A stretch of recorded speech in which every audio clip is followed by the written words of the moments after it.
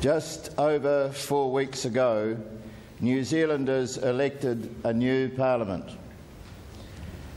The outcome of the election clearly demonstrated New Zealanders' desire for a new government, and in the view of my government, a desire for a fresh approach to our country's challenges.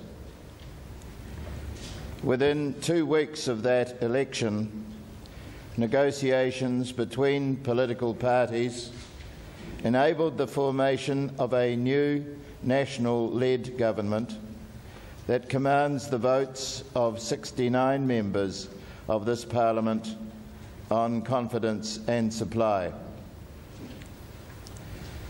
Confidence and supply agreements are held by the National Party with the ACT Party, the Maori Party and the United Future Party.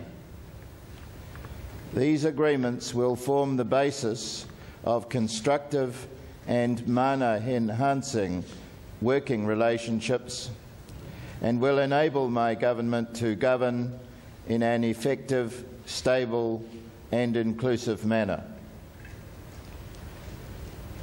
Beyond these agreements, my government anticipates cooperating with other parties in Parliament on issues of mutual interest.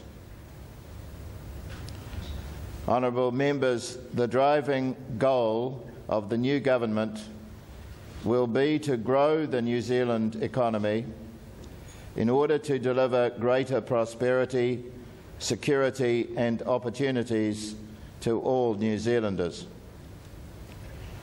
It will be going for growth because it believes in the power of economic growth to deliver higher incomes, better living conditions and ultimately a stronger society for New Zealanders.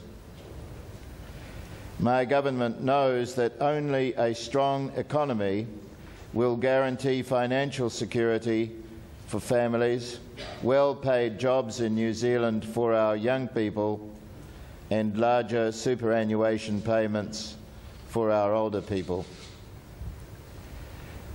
In pursuing this goal of economic growth, my government will be guided by the principle of individual freedom and a belief in the capacity and right of individuals to shape and improve their own lives.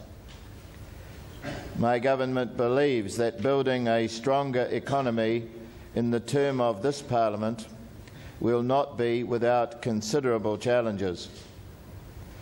These are extraordinarily difficult times for the country and the world. The world is experiencing what is now being described as the worst financial crisis since the Great Depression of the 1930s. Global credit flows have dried up, financial institutions have fallen over, share markets have plunged, and economies worldwide are falling into recession. The New Zealand economy has been in recession this year, and economic growth in 2009 is forecast to be low. Asset values are falling and unemployment is predicted to rise. The government will run an operating deficit this year and is likely to do so for some years to come. My government believes that in such challenging times, our country cannot afford its Parliament to be distracted from the issues that matter. So my government will not seek to involve itself in decisions that are best made by New Zealanders within their own homes and their own communities. The new government's vision is not to dictate the way in which New Zealanders should live their lives, but instead to ensure that they have the opportunities they need to make the best choices for themselves. My government will, therefore, in representing the will of New Zealanders, remain resolutely focused on the issues that matter, preeminent of which will be the need to strengthen the economy to ensure future economic growth.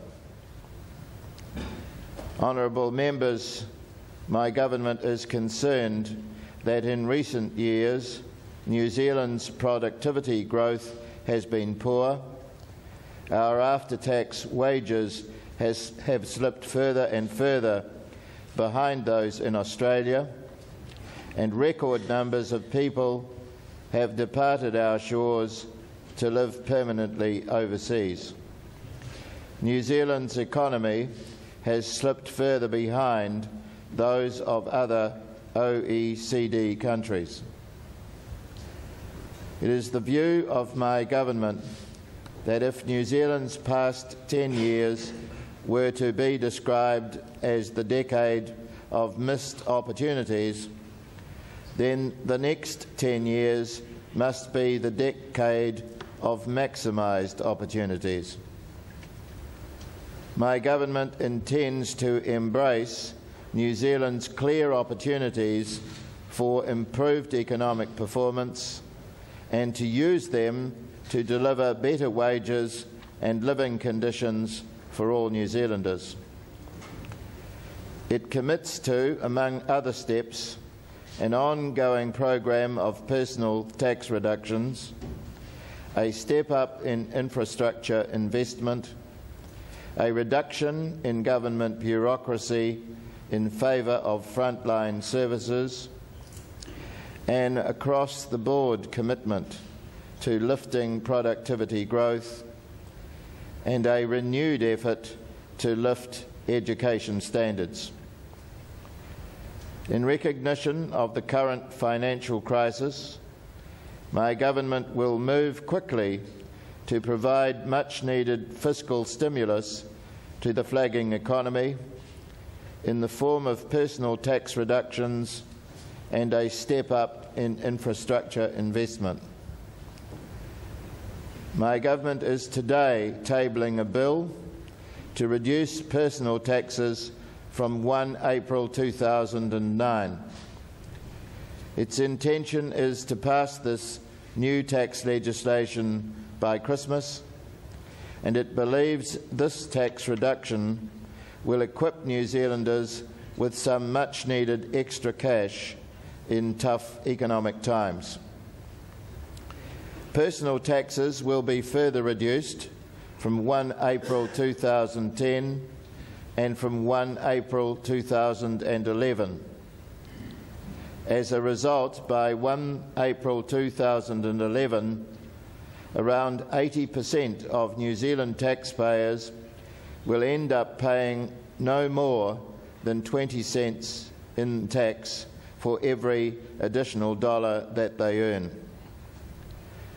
This program of tax reduction is a central part of the economic plan of my government because it believes in encouraging New Zealanders to get ahead under their own steam, and it views personal tax reductions as an essential step in ensuring that can happen.